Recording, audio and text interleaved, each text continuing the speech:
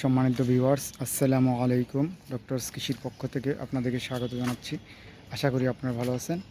আজ আমি আপনাদেরকে ছাদ বাগানে আপেল চাষ পদ্ধতি সম্পর্কে বলবো।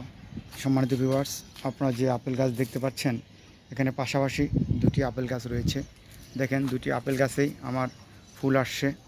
গত বছর জাতীয় বৃক্ষ মেলা থেকে এই আপেল গাছ দুটি আমি ক্রয় করিয়েছিলাম। এই গাছটি ক্রয় করার পর প্রথম আমি 12 লিটারের একটি টবে রোপণ করেছি এবং অন্যটি 16 লিটারের একটি রঙের বালতিতে রোপণ করেছি। দেখেন, মাশাআল্লাহ, গাছ দুটি কত সুন্দর গ্রোথ হয়েছে। এখন এই গাছটি দেখেন, এই গাছটি মাশাআল্লাহ অনেক সুন্দর হয়েছে। নিচ থেকে আমি আপনাদেরকে দেখাচ্ছি। সম্মানিত ভিউয়ার্স, এবছরই গাছটিতে আপেলের ফুল আসছে। আপেল গাছ আসলে একটা সেনসিটিভ গাছ।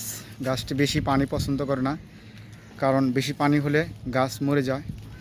সম্মানিত ভিউয়ার্স, আপনারা ছাদে যদি আপেল চাষ করতে চান, তাহলে আপেলের চারা ক্রয় করার পর প্রথমত ছোট টবে লাগাবেন এবং টবে মাটি প্রস্তুত করে লাগানোর পর পরবর্তীতে কোনো সার ব্যবহার করবেন না।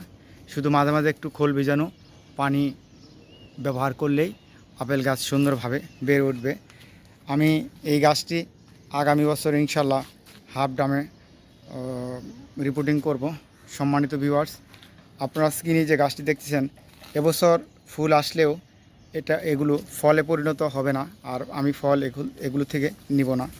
সম্মানিত ভিউয়ার্স, যদিও ফুল আসছে, কিন্তু এগুলো থেকে আমি কোনো ফল নিব না। তাই প্রথম বছর ফল না নেওয়াই ভালো। সম্মানিত ভিউয়ার্স, আপনারাও ইচ্ছা করলে এভাবে ছাদ বাগানে আপেল চাষ করতে পারেন। আমি উল্লেখযোগ্যভাবে একটা বিষয় আমি আপনাদেরকে বলছি যে ছাদ বাগানে কখনও একটি আপেল গাছ রোপণ করবেন না। সবসময় ছাদ বাগানে দুটো আপেল গাছ রোপণ করবেন, কারণ এটা ক্রস পলিনেশন হয়। তাই ছাদ বাগানে সবসময় দুটি আপেল গাছ রোপণ করবেন, তাতে অনেক সুন্দর ফলন হবে। সম্মানিত ভিউয়ার্স, আশা করি আপনারা ছাদ বাগানে কীভাবে আপেল চাষ করবেন এ বিষয়ে সুন্দর একটা আইডিয়া পেয়েছেন। আপনারা এভাবে ছাদ বাগানে আপেল চাষ করবেন। আসলে ছাদে সব কিছু চাষ করা সম্ভব, একটু ক্লোজলি একটু সুন্দরভাবে পরিচর্যা করতে হয়, তাহলে সবই চাষ করা সম্ভব। সম্মানিত ভিউয়ার্স, আশা করি আমার এই ভিডিওর মাধ্যমে আপনারা ছাদ বাগানে আপেল চাষ করতে উৎসাহিত হবেন। সম্মানিত ভিউয়ার্স, যদি আমার ভিডিওটি আপনাদের ভালো লাগে, তাহলে আমার পেজটি সাবস্ক্রাইব করবেন আর পরবর্তী ভিডিও পাওয়ার জন্য বেল বাটন পুশ করে রাখবেন। সম্মানিত ভিউয়ার্স, আজ তাহলে এ পর্যন্তই। সবাইকে ধন্যবাদ। আসসালামু আলাইকুম।